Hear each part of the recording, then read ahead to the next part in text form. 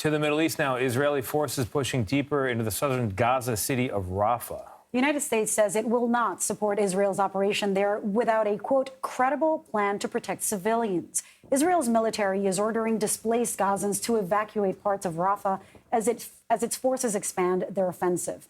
Back here in the U.S., Secretary of State Antony Blinken gave the Biden administration's strongest criticism of Israel's efforts to date. He spoke to Face the Nation moderator Margaret Brennan on Sunday about a recent report's findings on Israel's military operations there. When it comes to the use of weapons, concerns about incidents where, given the totality of the damage that's been done to children, women, men, it was reasonable to assess that in certain instances, Israel acted in ways that are not consistent with international humanitarian law.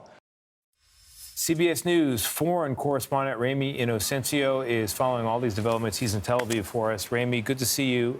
So Israel pushing deeper into Rafah. The perspective of the government is they need to keep the pressure on in order to get to some sort of a deal to release the hostages. But the Palestinian situation there with humanitarian aid is dire, and seeing these pictures of people with their suitcases on the roads, the rubble all around them, it doesn't look good at all. What's the situation? What's the latest on their condition?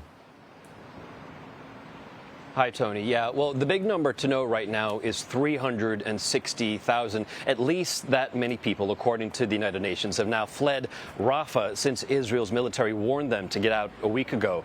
The army has since ramped up strikes on the eastern part of the city from the air and on the ground, and there are reports of rising casualties there. Parts of the city look abandoned, low-rise apartment blocks, shops, streets themselves nearly empty. The main highway that bisects the city still controlled by Israel, and many people have fled to the coast to what's known as the Al-Mawasi camp for displaced people. It's basically sands on the Mediterranean shore. People say that there's little to no food, water, and access to toilets. Israel says, though, they have expanded access to health care, fixed a water pipe, and expanded the zone itself as more people do come in.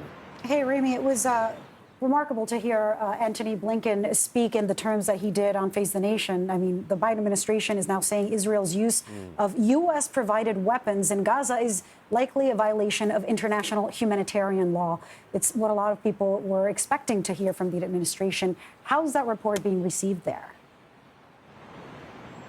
Right. This is the U.S. National Security Memorandum that you're talking about. This was released on Friday night, which I want to add is usually the time when bad news is released so people won't hear about it, right? That report said it was inconclusive because they couldn't get into Gaza because of the war. The government, though, did give a statement to our CBS News team here, and it said that Israel is acting in complete compliance, that their response to October 7th is proportional, and that Israel takes what it calls extensive measures to avert civilian deaths. That report, by the way, though, did cite several bloody incidents, well publicized, that we've reported.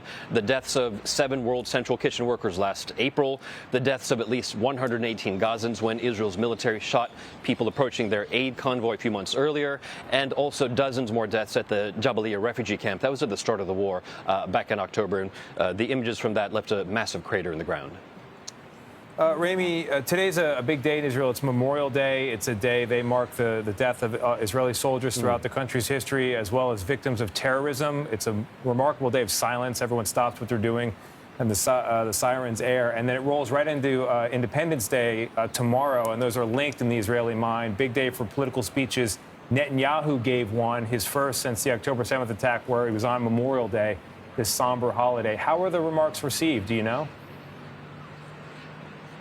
Yeah, at 11 a.m., first off, we heard the sirens ring out across the country. Netanyahu, at his talk, he talked about heroism and sacrifice, as you would expect. He also said that the war is about us, or them, Israel, or as he put it, the monsters of Hamas. And he said that they're determined to win. But people are still very angry that the worst security failure in Israel's history happened on Netanyahu's watch. He was heckled by some families who lost their loved ones. There were chants of "You took my children." One man was holding up an Israeli flag with a number 10-7, October 7 on it in red.